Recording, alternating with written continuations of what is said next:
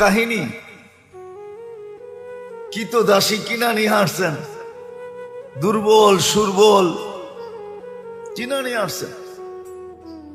তো কৃতদাসী বলছে, মালিক সারাদিন কাজ করবো বটে, কিন্তু রাত্রে তুমি আমার থেকে কোনো কাজ নিতে পারবে না।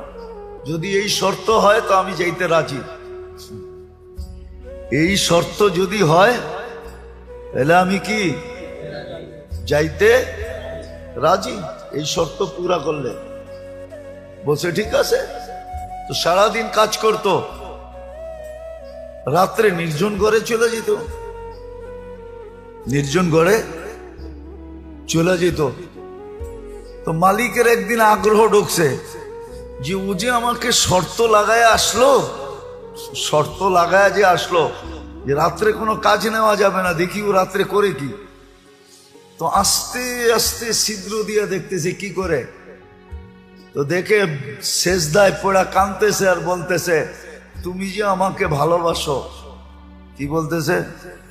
আল্লাহ তুমি যে আমাকে ভালোবাসো, ওই ভালোবাসার ওয়াস্তা তুমি আমাকে আরো কাছে করো।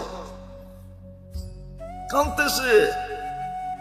তো মালিক বাহির থেকে বলতেছে, ওই পাগলি, আল্লাহ যে তোকে ভালোবাসে এটা তুই কি করে বুঝলি?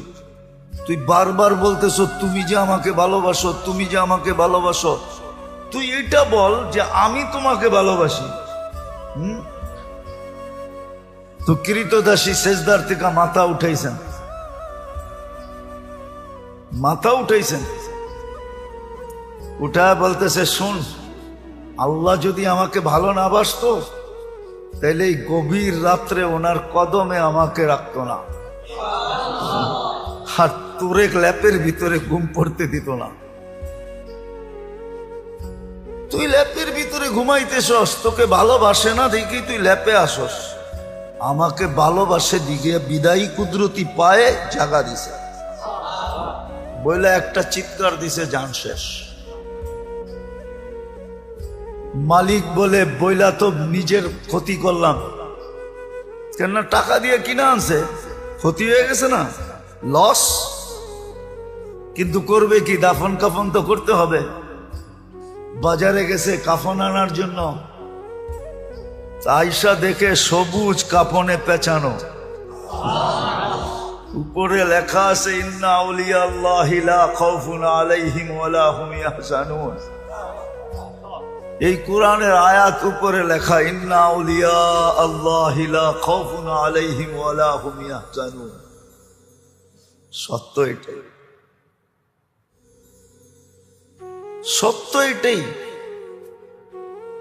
আমরা মনে প্রাণে চাই না যে আল্লাহর কাছে হয়েছে বা আল্লাহ আমাদের কাছে হয়েছে। আরেকটা মনে উঠলো, এই জন্য বলতেছি, রব আল্লাহ। এই জন্যই তো আল্লাহ বলছিলেন যে আমি এমন রব, কাসসামার রিজক ফালা ইয়ানসা মিন খালকিহি আহাদ।